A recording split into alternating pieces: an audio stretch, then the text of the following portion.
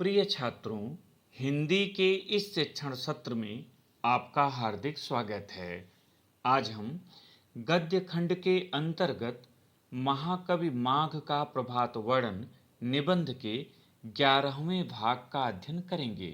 प्रस्तुत अंश में लेखक आचार्य महावीर प्रसाद द्विवेदी जी ने सूर्य के क्रियाकलाप के माध्यम से कूटनीति के महत्व पर प्रकाश डाला है।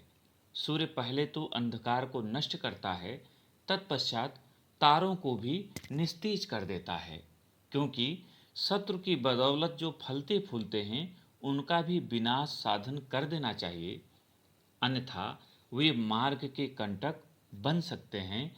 राजनीति यही कहती है। गद्यांश देखें। तारों का समुदाय देखने में बहुत भला मालूम होता है। यह सच भी है कि भले आदमियों को न कष्ट ही देना चाहिए और न उनको उनके स्थान से च्युत ही करना, हटाना ही चाहिए। कठिन शब्दों का अर्थ और व्याख्या देखें। समुदाय, समुदाय माने समूह, भला, अच्छा, च्युत करना, हटाना। व्याख्या देखें। लेखक आचार्य द्विवेदी जी का विचार है कि जब रात्रि में तारों के समूह को आकाश में देखा जाए तो बड़े सुंदर प्रतीत होते हैं, बहुत अच्छे लगते हैं। और यह भी सच है कि जो अच्छे हों, भले आदमी हों, उन्हें कष्ट नहीं देना चाहिए, उन्हें उनके स्थान से हटाना नहीं चाहिए। परंतु सूर्य का उदय अंधकार का नाश करने के लिए ही होता है और तारों की श्री वृद्धि अंधकार ही की बदौलत है। इसी से लाचार होकर सूर्य को अंधकार के साथ ही तारों का भी विनाश करना पड़ता है। उसे उनको भी जबरदस्ती निकाल बाहर करना पड़ा। श्री वृद्धि, महिमा की वृद्धि, बदौलत, कारण, सहारे, लाचार, विवश, जबरदस्ती, बलपूर्वक। लेखक कहता है कि सूर्य का उदय अंधकार के विनाश के लिए होता है और तारों की वृद्धि अंधकार के कारण होती है। अर्थात तारे अंधकार के सहयोगी हैं और अंधकार के कारण ही फलते फूलते हैं।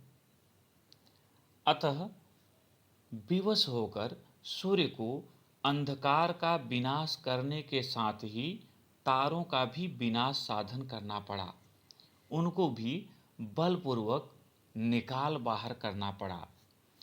बात यह है कि शत्रु की बदौलत ही जिन लोगों को संपत्ति और प्रभुता प्राप्त होती है उनको भी मार भगाना पड़ता है। शत्रु के साथ ही उनका भी विनाश साधन करना ही पड़ता है, न करने से भय का कारण बना रहता है। राजनीति ही कहती है। लेखक कहता है कि अंधकार को नष्ट करने के बाद सूर्य ने विवश होकर तारों को भी नष्ट कर दिया। कारण यह है कि अंधकार सूर्य का एक बड़ा शत्रु है और उसको नष्ट करने के लिए ही वह उदित होता है। तो उसने सबसे पहले अंधकार को नष्ट कर दिया और इसमें सूर्य के छोटे छोटे सहयोगियों का सहयोग ले लिया और तत्पश्चात जब वह अंधकार को नष्ट कर चुका तो उसने अंधकार के सहयोगी जो तारे हैं उनको भी नष्ट करना उचित समझा, क्योंकि राजनीति यही कहती है कि सर्वप्रथम बड़े शत्रु को पराजित कर दिया जाए, तत्पश्चात उसके छोटे छोटे शत्रुओं का भी विनाश साधन किया जाए। कूटनीति तो यह कहती है कि बड़े शत्रु को परास्त करते समय उसके सहयोगी और स्वयं के छोटे शत्रुओं का सहयोग लेना चाहिए और उनकी सहायता से बड़े शत्रु को परास्त कर देना चाहिए और तत्पश्चात उन छोटे शत्रुओं का भी विनाश कर देना चाहिए। यही राजनीति है। तात्पर्य कि सूर्य का उदय ही अंधकार के विनाश के लिए होता है, तो उसने अंधकार का विनाश किया। किंतु जिस अंधकार के कारण तारे चमकते हैं, प्रभुता को प्राप्त कर होते हैं, सूर्य ने उनका भी विनाश कर दिया।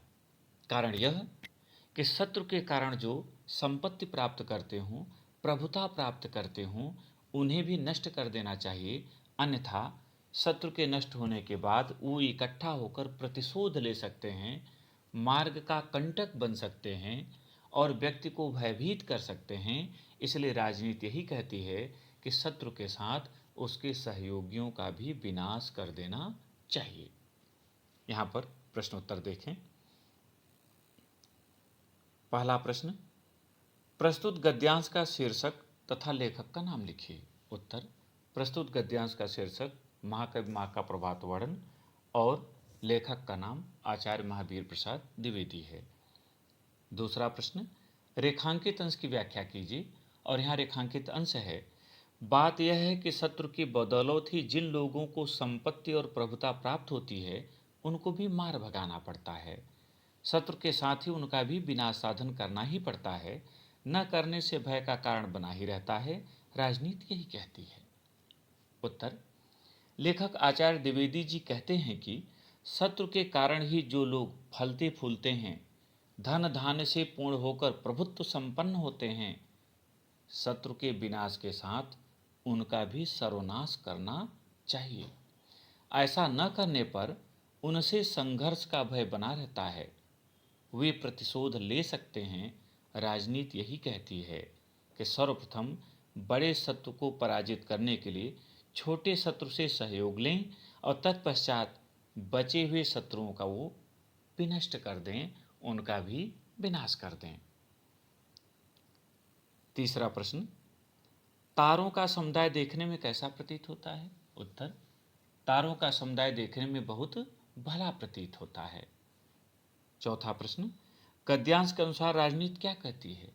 उत्तर, गद्यांश के अनुसार राजनीति यह कहती है कि शत्रु के कारण जो संपत्ति और प्रभुता प्राप्त करते हैं, शत्रु के साथ ही उनका भी विनाश कर देना चाहिए, अन्यथा उनके द्वारा प्रतिशोध का भय बना रहता है। पांचवा प्रश्न, सूर्योदय का प्रमुख प्रयोजन क्या होता है? उत्तर, सूर्योदय का प्रमुख प्रयोजन अंधकार का विनाश करना होता है।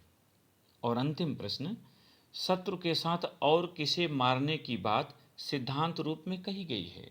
उत्तर, शत्रु के साथ उन लोगों को मारने की बात सिद्धांत रूप में कही गई है जिन्हें शत्रु की बदौलत ही संपत्ति और प्रभुता प्राप्त होती है। प्रिय छात्रों, मुझे उम्मीद है कि यह भाग आपने समझ लिया होगा। प्रश्नोत्तर को अपनी अभ्यास पुस्तिका में लिखें और अभ्यास करें। बहुत बहुत धन्यवाद।